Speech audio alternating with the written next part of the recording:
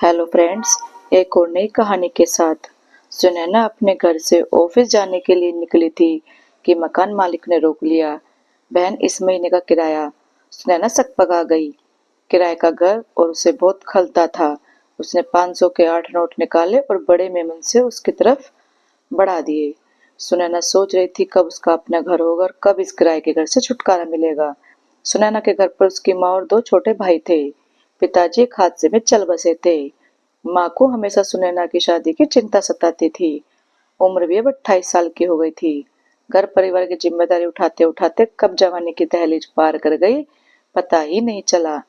दोनों भाई अब बड़े हो गए थे। दोनों ने नौकरी शुरू कर दी थी। आज सुनैना को देखने वाले लड़के आने वाले थे। माँ सुबह से ही पकवान बनाने में लगी हुई थी। राकेश एक अच्छे घर का सभ्य लड़का था। उसकी 2 बहनें थी जो कि शादीशुदा थी और एक बड़ा भाई जो साथ में ही कारोबार करता था। आज माँ चाहती थी कि सुनैना का रिश्ता हो जाए। राकेश का परिवार सही वक्त पर आ गया। सुनैना ने पीले रंग की साड़ी पहन रखी थी और बहुत खूबसूरत लग रही थी।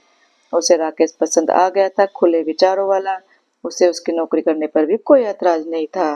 राकेश को भी सुनैना पसंद आ गई। दोनों का रिश्ता तय हो गया। अब बस शहनाई बजने की देर थी। 2 महीने बाद का मुहूर्त निकला और सुनैना अपने आंखों में नए सपने सजोए हुए ससुराल आ गई। कुछ महीने सब ठीक चलता रहा, पर अब राकेश और उसके परिवार का असली चेहरा दिखाई देने लगा। अब सासू माँ को सुबह पूरा खाना बनाकर जाने वाली बहू चाहिए थी। बड़ी भाभी ज्यादातर बीमार रहती थी तो वह कुछ काम नहीं करती थी। उनकी बेटी रानी को भी सासू माँ ही संभालती थी। अब राकेश भी सुनैना से नौकरी न करने के लिए जिद करने लगा था और घर परिवार की जिम्मेदारी उठाने के लिए कहता। सुनैना भी पूरी कोशिश करती कि किसी को कोई मौका न मिले, पर कुछ ना कुछ गड़बड़ हो ही जाती है। लड़ाइयाँ बढ़ने लगी। राकेश ने एक दिन सुनैना से अपने घर जाने को बोल दिया। सुनैना ने पूछा, क्या यह मेरा घर नहीं है? राकेश ने साफ कह दिया कि यह मेरा घर है, यहाँ पर रहना है तो मेरे हिसाब से रहो वरना जाओ अपने घर। सुनैना की आंखों में आंसू भर आए। रोते रोते वह अपने माँ के घर चली गई। माँ ने जब सारी बातें सुनी तो सुनैना को समझाया, बेटा वो ही तेरा घर है, राकेश ही तेरा सब कुछ है, ससुराल ही तेरा घर है। यह घर अब तेरे लिए पराया है। तेरे भाइयों के लिए भी लड़की देख रही हैं, उन्हें पता चलेगा तो सब गड़बड़ हो जाएगी। तुम कल राकेश से माफी मांग लेना और अपनी नौकरी छोड़ दो। माँ का ऐसा जवाब सुनकर सुनैना अवाक रह गई। वह चुपचाप अपने पति के घर चली गई और राकेश से वादा किया कि कुछ दिनों में सोच विचार करके नौकरी से इस्तीफा दे देगी। अब वह सुबह सबका खाना बनाती और रात को आकर घर के काम करती, लेकिन उसका दिल किसी भी कीमत पर नौकरी छोड़ने के लिए तैयार नहीं हो रहा था। क्योंकि नौकरी थी तो कम से कम वह आत्मनिर्भर तो थी, किसी पर आश्रित तो नहीं थी। अगर कल को कुछ ऊंच नीच हो जाए तो जीवन यापन करना मुश्किल तो नहीं होगा।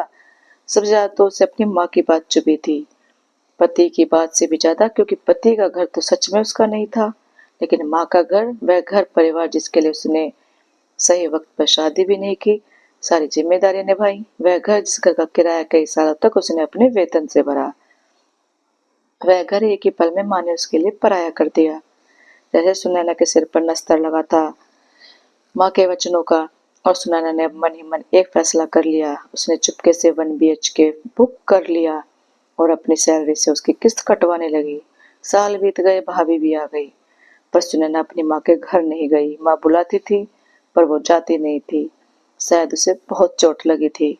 अब उसका घर तैयार था। अब बड़ा फैसला लेने का वक्त हो चुका था। उसने राकेश से तलाक लेने का फैसला किया, क्योंकि अब तक भी राकेश और उसके परिवार सुनैना को अपना नहीं पाए थे और लगातार तानों की बरसात करते रहते थे।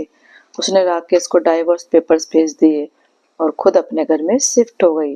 राकेश को उससे ऐसी उम्मीद नहीं थी। वो सुनैना से मिलने गया तो सुनैना ने बस इतना कहा कि यह मेरा घर है, ना मेरी माँ का और ना मेरे पति का, इस पर सिर्फ मेरा अधिकार है। शायद आपको याद होगा, आपने कहा था कि अपने घर जाओ। लो आ गई अपने घर। अब आपकी कोई जरूरत नहीं है, आप स्वतंत्र हैं अपने घर में। राकेश अपना समूह लेकर वहां से चला गया और सुनैना आज अपने घर में बहुत खुश है। सुनैना की माँ ने भी उसे समझाने की कोशिश की, लेकिन उसने साफ शब्दों में कह दिया, माँ यह सिर्फ और सिर्फ मेरा घर है, न मेरे पति का और न आपका और आपके बेटों का। यह आपकी बेटी का घर है जिसमें आप पूरे हक के साथ रह सकती हैं, लेकिन अब मैं अपना घर छोड़कर कहीं नहीं जाने वाली। तो दोस्तों आपको ये कहानी कैसी लगी? अच्छी लगी हो तो लाइक, कमेंट और शेयर करना और चैनल को सब्सक्राइब करना। Thank you.